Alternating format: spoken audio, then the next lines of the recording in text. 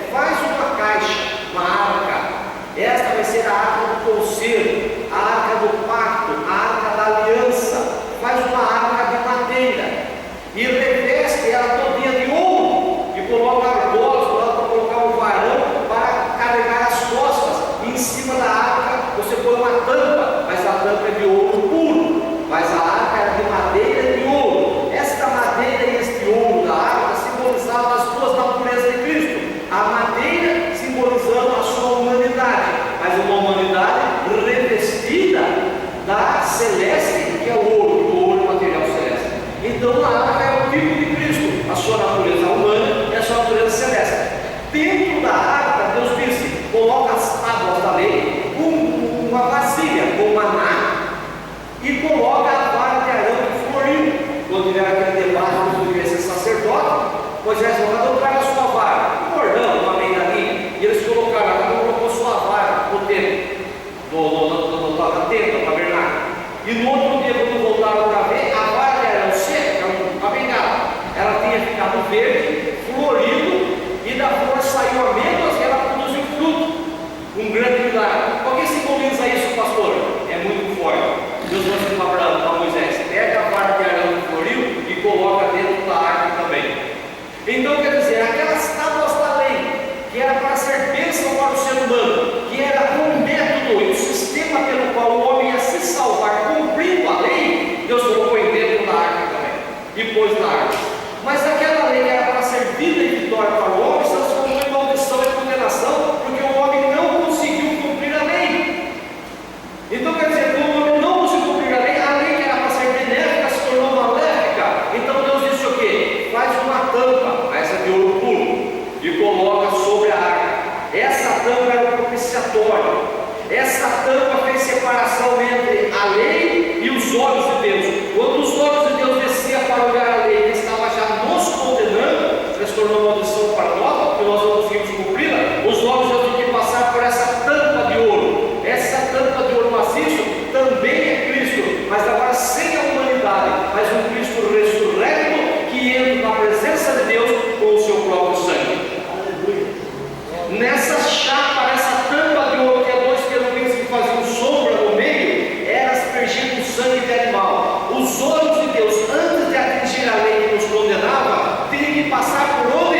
Pela pessoa, pelo símbolo da pessoa de Cristo e pelo sangue aspergido. E quando os olhos de Deus viam o sangue aspergido no meio, na frente dos dois querubins, era como se os olhos de Deus fossem filtrados e aquela lei que condenava o homem já não mais condenava. Então Deus, quando viu o sangue substituto pelo pecado do homem, Deus dava uma carga de alforria, Deus dava um crédito para que o homem continuasse andando, mas a dívida pelo seu pecado era acumulada. O pecado ficava com o homem, mas a culpa pelo pecado ela estava sendo acumulada. Deus dava um aval, dava uma condição, uma carta de crédito para que o homem continuasse vivendo. Essa carta de crédito o homem continuava andando, mas a culpa pelo pecado estava acumulada, porque a dívida não tinha sido paga. O sangue de animal não pagava o pecado, não podia remover o pecado, mas ela fazia com que Deus desse esta carta de alforria para que o homem pudesse caminhar, mas ela não perdoava o pecado. Então o pecado ficava com o homem e a culpa ficava acumulada até que o pecado fosse pago, até que toda aquela culpa, aquele pecado que ofendia os olhos de Deus fosse pago, fosse removido.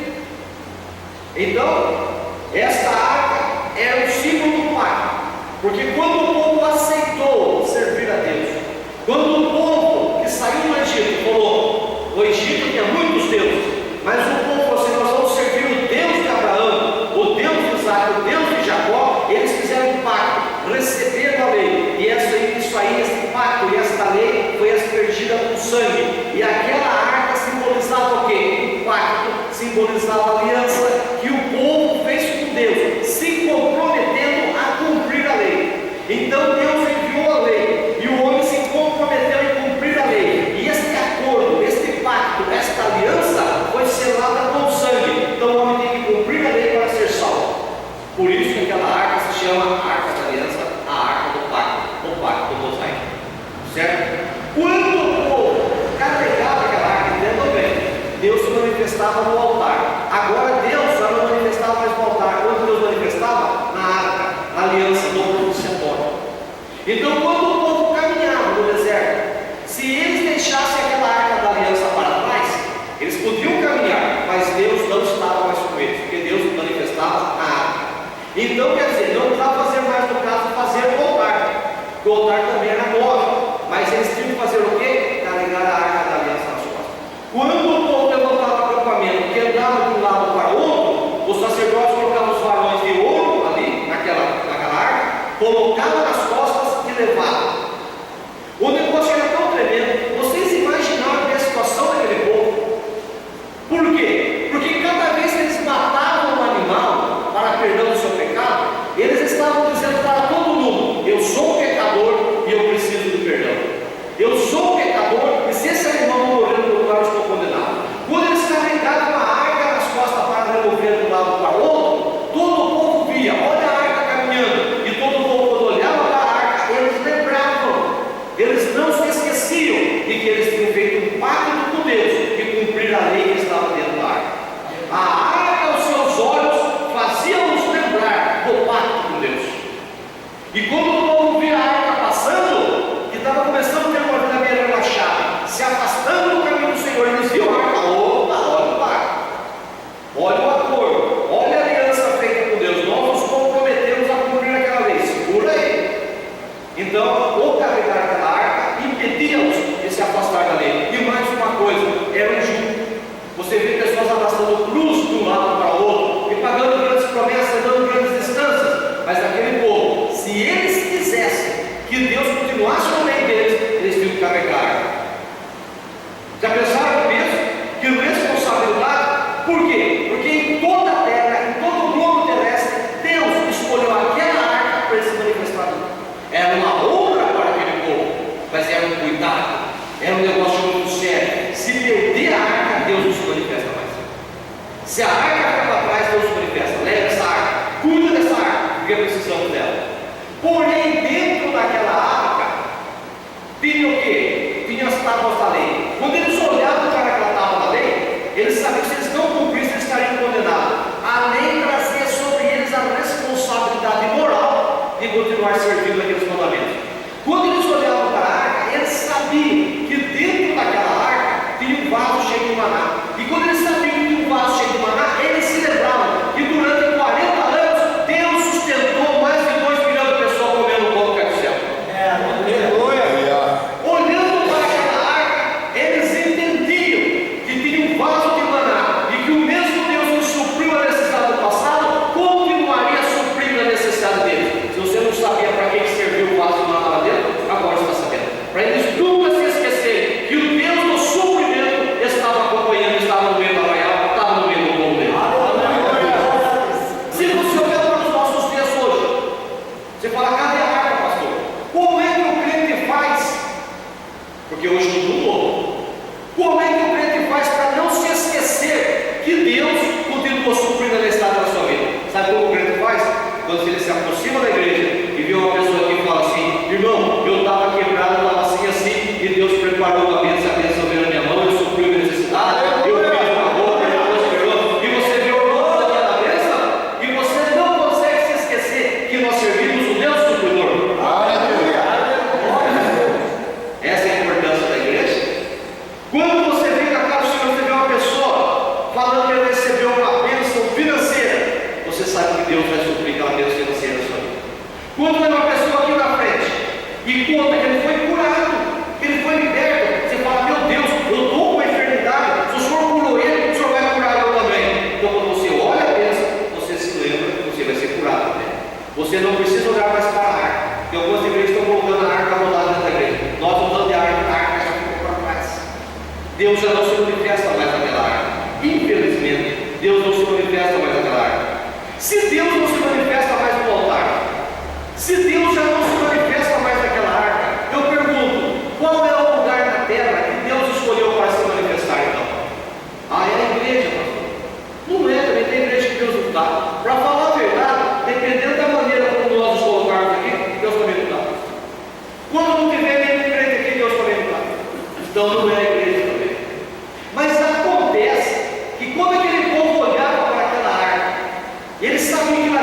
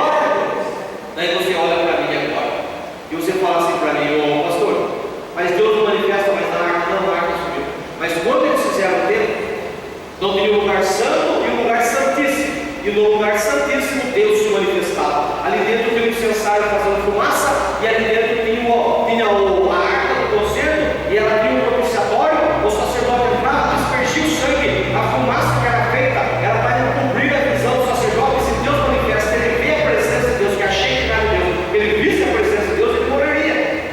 Então aquilo já ofuscava a vista do sacerdote. Deus se manifestava, e quando Deus manifestava, ele dava a carta de aval para a pessoa continuar caminhando, porque ele cria naquele sacrifício, e pela fé ele cria no Deus Redentor, mas ele continuava com a culpa. A culpa dentro do Santíssimo estava muito grande, porque Deus dava a carta da alforria do homem continuar andando, porém a culpa não estava sendo paga.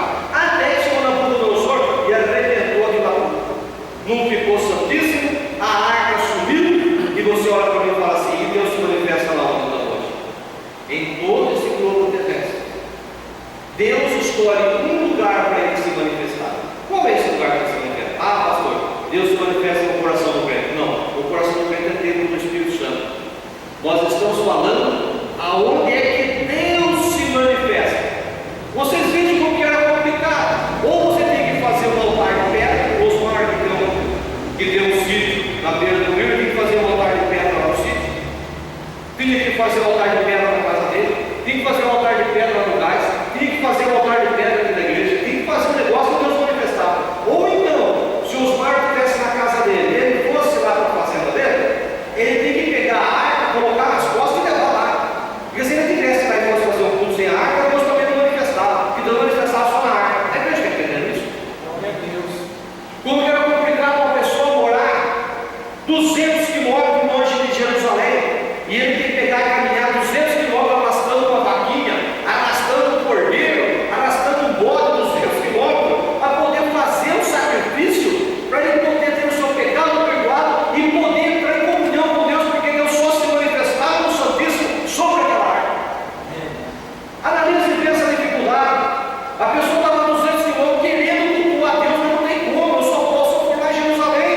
Daí ele criava aquele cordeiro, ele fazia a sua colheita antes dele começar a colher. Presta atenção nisso. Antes dele começar a colher, ele ia, quando a sua colheita amadurecia, ele cortava o feixe. Daí ele pegava aquele feixe e ele andava 150 quilômetros, 200 quilômetros, com o feixe embaixo do braço, para poder chegar em Jerusalém no templo, para oferecer aquele molho, seria o nosso dízimo, a nossa oferta, para oferecer para o sacerdote fazer uma oferta movida diante de Deus, para ele receber a bênção, para depois ele voltar mais 150 quilômetros, para ele começar a fazer a sua colheita. Pensa na dificuldade. Isso era lei. Isso era lei. Mas o povo fazia. Mas hoje é pela graça. E você fala assim para mim, pastor, eu quero você ter glória a Deus agora. O povo fala assim para mim: mas e hoje, pastor? Mudou. Mas ontem foi que Deus escolheu para ele se manifestar. Sabe onde ele escolheu? Jesus disse assim: onde tiver dois ou mais, reunindo do meu nome, falando do meu nome, eu estarei no meio deles.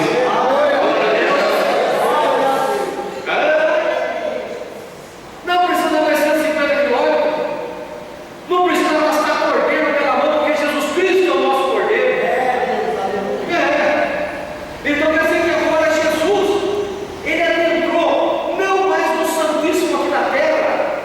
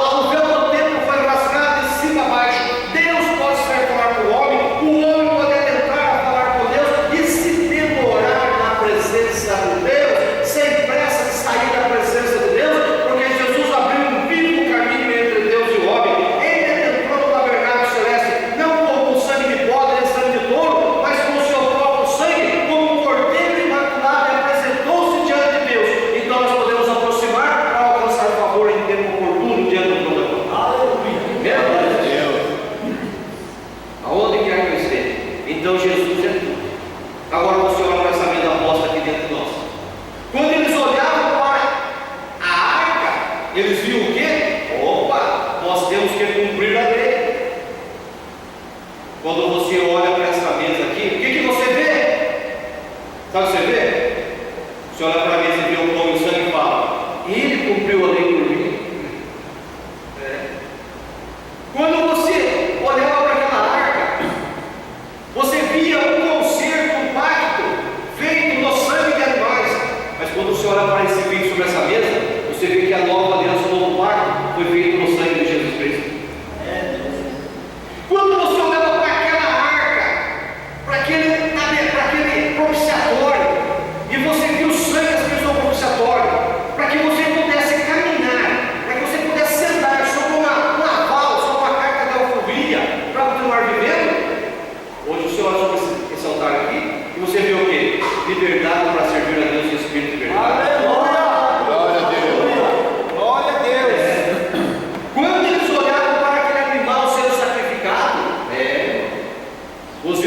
Depois de Cristo ressuscitou, eles iam para o templo, e todas as vezes que eles viam aquele animal sendo sacrificado e o sangue sendo aspergido, eles olhavam para ele. Sabe o que eles lembravam? Eles faziam comemoração do pecado. Eles estavam dizendo todo dia que eles eram pecadores. Presta atenção no que eu estou fazendo: comemorando o pecado, pastor, comemorando o pecado, batendo palma para o pecado. Eu tenho que matar animal para continuar andando. Quando uma pessoa procura um sacerdote para se confessar, e ele logo que ele fica ali se confessando: eu pequei, eu fiz isso, fiz aquilo, fiz aquele outro. Ele está fazendo o que? Ele está buscando liberdade para ele caminhar? Não, ele está comemorando, dizendo para todo mundo, dizendo para o diabo e dizendo para Deus que ele é um pecador, que o diabo tem força sobre ele, e ele está fazendo comemoração do pecado, porque ele tem que ficar confessando o seu pecado todo dia, toda semana, ou pelo menos uma vez por ano ele tem que ir lá e confessar o pecado dele. Ele está fazendo o quê? Batendo palma ao pecado e comemorando a força do pecado sobre a vida dele. Mas quando você olha para essa mesa, você está comemorando o pecado? Não. Quando você olha para essa mesa, o pão e o vinho separados, o corpo separado do sangue, você está comemorando, sabe o quê? A liberdade que Cristo conquistou na cruz do Calvário.